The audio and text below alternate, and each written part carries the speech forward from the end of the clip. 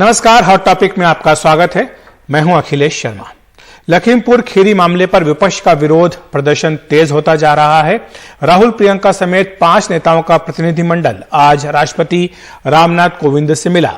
उन्होंने राष्ट्रपति से गृह राज्य मंत्री अजय मिश्रा को हटाने की मांग की। साथ ही पूरे मामले की जांच सुप्रीम कोर्ट के मौजूदा जज से कराने का अनुरोध भी किया। राहुल गांधी ने कहा कि जब तक अजय मिश्रा मंत्री पद पर हैं, न्याय नहीं मिल सकता। वहीं दिल्ली में युवक कांग्रेस के कार्यकर्ताओं ने इस घटना के विरोध में मशाल जुलूस निकाला। युवक कांग्रेस के कार्यकर्ताओं ने अजय मिश्रा को बर्खास्त करो के पोस्टर भी लहराए।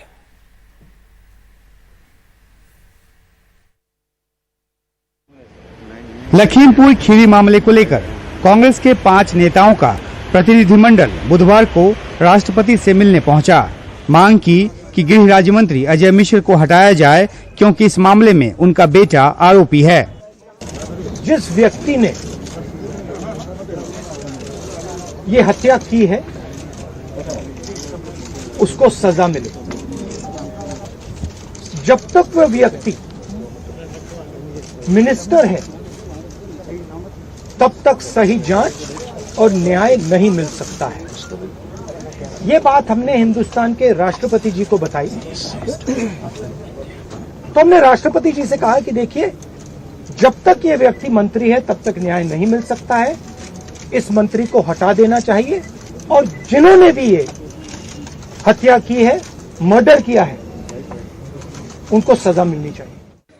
लखीमपुर खीरी में प्रदर्शन कर रहे किसानों को जीप से रौंदकर मारने की वारदात के बाद कांग्रेस लगातार सरकार पर हमलावर है।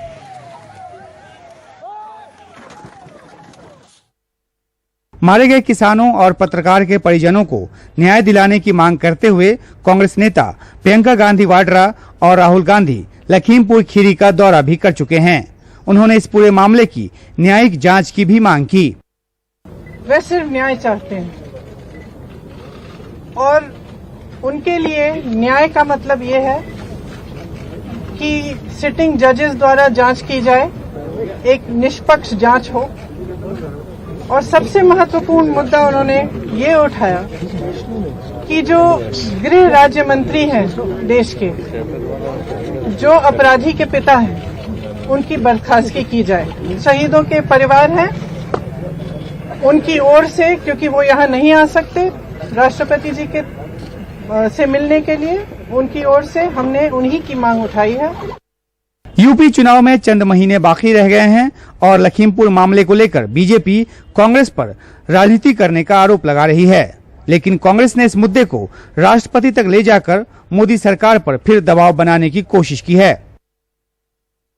सुप्रीम कोर्ट के दबाव के बाद अभियुक्त आशीष मिश्रा की गिरफ्तारी तो हो गई, लेकिन तमाम राजनीतिक दबाव के बावजूद गृह राज्य मंत्री अजय मिश्रा की बर्खास्तगी नहीं हुई है। इस बाबत कांग्रेस का डेलीगेशन राष्ट्रपति से मिलाया है।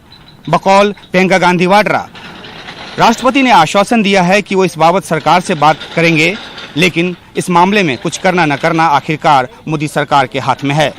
कैमरा पर्सन सुशील राठी के साथ उमाशंकर सिंह, एनडीटीवी इंडिया। लखीमपुर खीरी हिंसा के बाद विपक्ष के तेवर हमलावर हैं, तो वहीं बीजेपी बैकफुट पर दिख रही है। आज वित्त मंत्री निर्मला सीतारमण ने भी लखीमपुर खीरी हिंसा को निंदनीय बताया। उन्होंने कहा कि हम इसका बचाव नहीं कर रहे हैं। I would like you and many others, inclusive of Dr. Amartya Sen, who all know India, to raise it at every time when it happens. Not just raise it when it suits us, because it's a state where BJP is in power, one of my cabinet colleagues' son is in probably trouble, and also assume that it's actually them who did it and not anybody else. Due course of justice will also have a complete inquiry process to establish it. And it's not being defensive about my party or my prime minister. बात करते हैं दिल्ली की, जहां छठ पूजा को लेकर सियासत तेज हो गई है। बीजेपी सांसद मनोज तिवारी ने दिल्ली के मुख्यमंत्री अरविंद केजरीवाल पर हिंदू भावनाओं को ठेस पहुंचाने का आरोप लगाया है। वहीं आम आदमी पार्टी ने कहा कि एमसीडी चुनाव में बीजेपी की हार तय है, इसीलिए बीजेपी जबरन इसे मुद्दा बना रही है। से लग रहा है कि डूबते को तिनके का सहारा शायद मिल जाए। एमसीडी में भारतीय जनता पार्टी जा रही है, बुरी तरह से लोग उनके खिलाफ है। पूरा दिल्ली जिस तरह से कूड़ा हुआ है, पिछले 15 सालों में जिस तरह से पहाड़ कूड़े का भाजपा ने दिया है, आज दिल्ली बदलना चाहती है भारतीय जनता पार्टी की सरकार को। तो उनको लगता है कि शायद इसी बहाने हम दोबारा अपनी राजनीति को चमका लें। दिल्ली की सरकार चला रही आम आदमी पार्टी का ये जवाब है बीजेपी के विरोध प्रदर्शन पर। बीजेपी छठ का त्योहार सार्वजनिक रूप से मनाने की मांग के साथ ही इस बारे में दिल्ली की आम आदमी पार्टी सरकार के फैसले का विरोध कर रही है। बीजेपी सांसद मनोज तिवारी इसी मांग पर विरोध प्रदर्शन करते हुए मंगलवार को घायल हो गए थे, लेकिन ज्यादा चोट नहीं लगी और मंगलवार शाम को डिस्चार्ज होने के बाद बुधवार को अयोध्या की रामलीला में अंगद का रोल अदा करने के लिए चले गए। बुधवार को मनोज तिवारी ने दिल्ली के मुख्यमंत्री को चिट्ठी लिखी और आरोप लगाया कि उनकी सरकार इस मामले में गंभीर नहीं है और हिंदुओं की भावनाओं को ठेस पहुंचा रही है।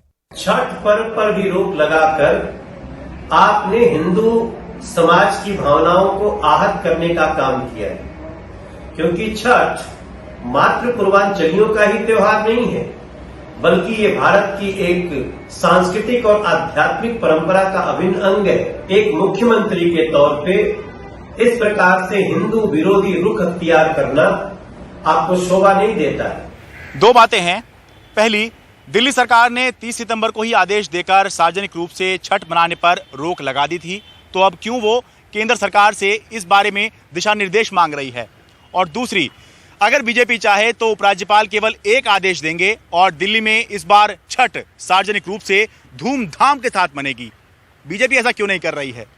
दरअसल इन्हीं दोनों बातों में राजनीति है।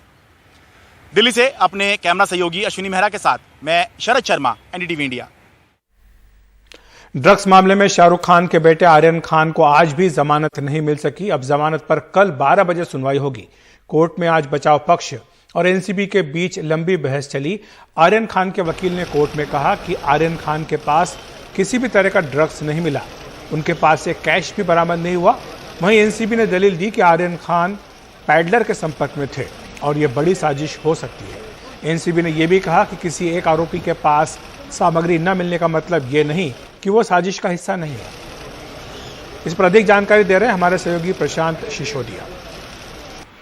2 अक्टूबर को आर्यन खान को एनसीबी ने गिरफ्तार किया और 8 अक्टूबर से आर्यन खान जेल में हैं। उनकी जो जुडिशियल कस्टडी उनको दी गई थी। अभी आज उम्मीद थी कि आर्यन खान वापस लौटकर मन्नत आएंगे, लेकिन ऐसा नहीं हुआ। हियरिंग चलती रही और हियरिंग के बाद अभी कल की सुनवाई की डेट फिर से लगी है। कल फिर से 12 बजे से सुनवाई होगी। लेकिन इन सब के बीच, सारी खबरों के बीच ये भी खबर आई कि शाहरुख खान से कुछ ब्रांड्स ने हाथ खींच लिया है। भले ही शाहरुख खान से ब्रांड्स ने हाथ खींच लिया हो, लेकिन अगर आप उनके घर के बाहर देखें तो उनके फैंस का आना बिल्कुल कम नहीं हुआ है। फैंस उसी तादाद में खड़े हुए हैं। मैं ये भी कहना गलत नहीं होगा कि हो सकता है इनमें से कुछ फैंस ऐसे भी हों जिनको आर्यन खान के आने की उम्मीद हो कि आर्यन खान वापस लौटेंगे। बाकी अब देखना है कि कल आर्यन खान को बेल मिलती है या नहीं। मुंबई से प्रशांत सिसोदिया, एनडीटीवी इंडिया के लिए। देश भर में आज दुर्गा अष्टमी की रौनक देखने को मिल रही है। दिल्ली के सीआर पार्क में कोविड प्रोटोकॉल का पालन करते हुए लोग दर्शन के लिए पहुंच रहे हैं। अधिक जानकारी दे रहे हैं हमारे सहयोगी सौरभ शुक्ला। देश में आज दुर्गा अष्टमी का त्योहार बड़े धूमधाम के साथ मनाया जा रहा है और दुर्गा अष्टमी की खास बात यह होती है कि पूरे देश भर में दुर्गा जी के पंडाल सजते हैं, श्रृंगार होता है और लाखों श्रद्धालु आकर के दर्शन करते हैं। पिछले साल 2020 में कोविड की वजह से ये नहीं हो पाया था, लेकिन इस साल भक्तों को अलाउ कर दिया गया है कि वो पंडाल पर आकर दर्शन कर सकते हैं। लेकिन भक्तों को माता से थोड़ी दूरी रखनी पड़ेगी, क्योंकि जाहिर सी बात है कि फूल चढ़ाते हैं, करीब आते हैं तो सोशल डिस्टेंसिंग का जो नियम है, देश से दूरी का नियम है, वो खत्म हो जाता है। इसीलिए सबको दूर रखा गया। लगातार देखेंगे सीआर पार्क की दुर्गा पूजा है, यहाँ पर लगातार श्रद्धालु आ रहे हैं, वो दर्शन कर रहे हैं और दर्शन करके जा रहे हैं। लगातार उनको यहाँ के जो ऑर्गेनाइजर्स हैं, आप देखिए बड़े तरीके से समझदारी के साथ खुद खड़े होकर के आगे सबसे कह रहे हैं कि आप मास्क लगा के रखिए। दुर्गा जी की जो मूर्ति है जिसकी पूजा की गई है 9 दिन, उसका विसर्जन होगा कल और वाकई में इतनी खूबसूरत ये मूर्ति है कि नजरें नहीं हटती हैं। सहयोगी ज़ेवियर थॉमस के साथ दिल्ली के सीआर पार्क से सौरभ शुक्ला, एनडीटीवी इंडिया। तो हॉट टॉपिक में आज इतना ही। देखते रहिए एनडीटीवी इंडिया।